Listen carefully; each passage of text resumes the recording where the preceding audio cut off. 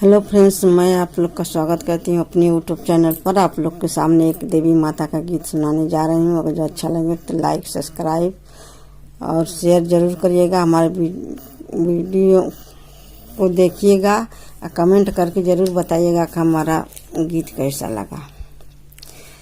भवानी तू हर बंगला पान से छवाइब, भवानी तू हर बंगला पान से छवाइब, भवानी तू हर बंगला पान से छवाइब।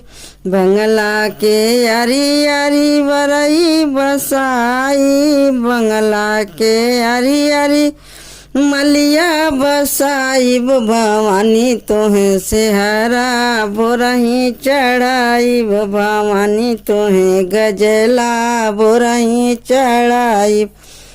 भवानी तुहर बंगला पान से छवाइब, भवानी तुहर बंगला पान से छवाइब।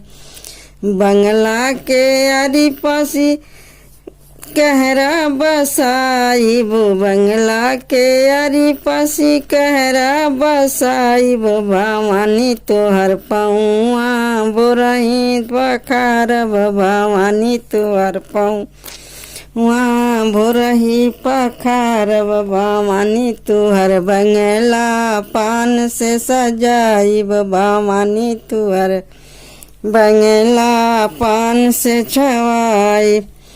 बंगला के अरी अरी सोनरवा बसाइब, बंगला के अरी अरी सोनरवा बसाइब, भवानी तोहें टिकवा बोरही चढ़ाइब, भवानी तोहें टिकवा बोरही चढ़ाइब। भवानी तुहर बंगला पान से सजाइब, भवानी तुहर बंगला पान से छवाइब। बंगला के अरी पस बजवा बसाइब,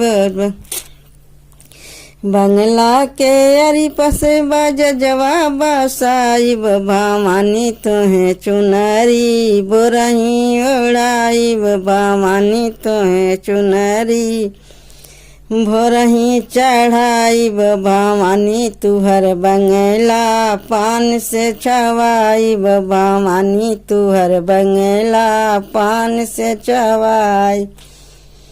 बंगला के अरी पस मनिहरवा बसाइब, बंगला के अरी पस मनिहरवा बसाइब, भवानी तोहें से नूरा बोरही चढ़ाइब, भवानी तोहें से नूरा बोरही चढ़ाइब। भवानी तुहर बंगला पान से सजाइब, भवानी तुहर बंगला पान से छवाइब, भवानी तुहर बंगला पान से छवाइब।